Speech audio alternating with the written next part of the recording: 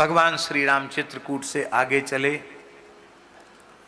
और ऐसी भी पद्म पुराण में कथा आती है कि अब पितृपक्ष उपस्थित है ऐसा मानकर प्रभु एक बार चित्रकूट से पुष्कर जी आ गए। कहाँ गए? राजस्थान में तीर्थ गुरु पुष्कर आ गए। बोले भाई पितर पक्ष के पहले ही पुष्कर जी पहुंच जाना चाहिए, अपने पिताजी का पूर्वजों का 15-16 दिन तक श्राद्ध करना है। तो सरकार वहां आ गए और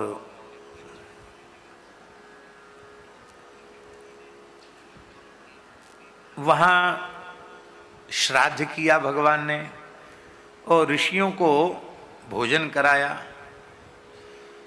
और उस समय जानकी जी को परोसने के लिए आना चाहिए था, लेकिन जानकी जी वृक्षों की ओट में जाकर छिप गई और ऋषि भोजन करके चले गए, श्राद्ध भोजन करके चले गए। तब श्री रघुनाथ जी ने श्री जानकी जी से कहा कि ये तुम्हारा व्यवहार हमको प्रिय नहीं लगा। तुम यजमान पत्नी हो, तुम्हें श्रद्धा पूर्वक इन ऋषियों को परोस करके जिमाना चाहिए था, जो भी कंदमूल फल बनाया था, क्योंकि भगवान वनवास के व्रत में है इसलिए अन्न नहीं ले रहे हैं। यदन्नः पुरुषो भवति तदन्नास्तस्य देवताः, इसलिए ऋषियों को भी कंदमूल फल ही परोसे जा रहे हैं, तो आपको परोसना चाहिए, आप कहाँ चली गई? तो श्री जानकी जी ने कहा भगवान आप अपराध क्षमा करें, हमको ऋषियों का दर्शन ही नहीं हो रहा था। एक पहले आसन पर तो आपके पूज्य पिताजी बैठे थे, दूसरे आसन पर आपके पिताजी के पिताजी बैठे थे और तीसरे आसन पर आपके पिताजी के पिताजी के पिताजी बैठे थे। माने एक आसन पर महाराज दशरथ, दूसरे आसन पर अज और तीसरे आसन पर रघु जी का दर्शन हुआ। तो अब मैं कैसे अपने से बड़ों के सामने कैसे आती, वो भी तपस्विनी के वेश में। वे हमारे ससुर जी और मेरे ददिया ससुर और उनके भी वो सब रोने लग जाते, उनको दुख न पहुँचे मेरे तपस्विनी वेश को देख करके, इसलिए मैं नहीं आई। राम जी प्रसन्न हुए। वहां से आगे प्रभु चले तो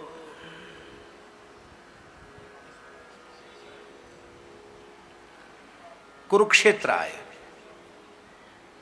कहाँ है पुष्कर जी, कहाँ है कुरुक्षेत्र? वहाँ से पैदल चलकर पुष्कर कुरुक्षेत्र आए। वो आकर के भगवान ने कहा लक्ष्मण हम चलते चलते बहुत श्रमित हो गए हैं, तुम थोड़ा जल ले आओ। और देखो वैदेही की क्या दशा हो गई है। तो लक्ष्मण जी तमक कर बोले कि ना मैं आपका गुलाम हूँ तो ना आपकी गृहिणी का गुलाम हूँ। आपको प्यास लगी है तो पी लीजिए पानी, आप अकेले ही प्यासे हैं, किशोरी जी यही प्यासी हैं, मैं प्यासा नहीं हूं क्या? जानकी जी को हुआ कि लक्ष्मण को लगता है बहुत परेशान हो गए लक्ष्मण जी, गर्मी चढ़ गई है माथे में, इसलिए ऐसा बोल रहे हैं। पर राम जी तनिक भी नाराज नहीं हुए, मुस्कुराए, बोले चलो इस क्षेत्र से थोड़ा आगे बढ़ो। उस क्षेत्र से जैसे ही आगे बढ़े कि लक्ष्मण जी फूट फूट कर रोने लगे। उनको याद आया मैंने भगवान को जवाब दे दिया, सेवा से इनकार कर दिया। कहा लक्ष्मण तुम रो क्यों रहे हो?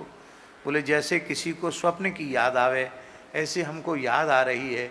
आपने कहा हमको पानी चाहिए और मैंने तमक के जवाब दिया कि मैं आपका गुलाम नहीं हूँ, मैं आपकी घरवाली का गुलाम। अरे मैं तो श्री सीताराम जी का जन्म जन्म से गुलाम हूँ और जन्म जन्मांतर गुलाम रहने वाला ही हूँ, पर मेरी बुद्धि कैसे बिगड़ गई।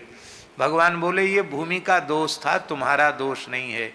इसी भूमि पर आगे लोग अपने भाई भाई के संबंध को भूल जाएंगे, माता पिता पुत्र के संबंध को भूल जाएंगे, जीजा बहनोई के संबंध को भूल जाएंगे और मार काट मचेगी और यही महाभारत का युद्ध आगे चलकर होगा। सब अपने अपने संबंध भूल करके युद्ध करेंगे। बोलो भक्तवत्सल भगवान की। आप लोग कहेंगे भैया तो कुरुक्षेत्र की धरती तो बड़ी खराब है, वहाँ नहीं जाना चाहिए। नहीं नहीं ऐसा मत कहो, सुनो महाराज जी स्कंद पुराण में लिखा है कि पवन के वेग से कुरुक्षेत्र की मिट्टी उड़कर किसी दूसरे प्रांत में चली जाए और धोखे से किसी व्यक्ति के मस्तक पर पड़ जाए तो शरीर पर पड़ जाए तो तत्काल संपूर्ण पापों से मुक्त हो जाता है और मोक्ष का अधिकारी बन जाता है। इसलिए धर्म क्षेत्रे कुरुक्षेत्रे, धर्म क्षेत्रे, उसको धर्म क्षेत्र कहा गया। धर्म सम्राट स्वामी श्री कृपात्री जी महाराज कहते थे, हमारे पूर्वजों का चिंतन कितना विलक्षण था। लोग कहते हैं क्या है, कहीं भी रह जाओ, कहीं भी। अरे कहीं भी क्यों रह जाओ, मरने की जगह भी देख कर मरना चाहिए।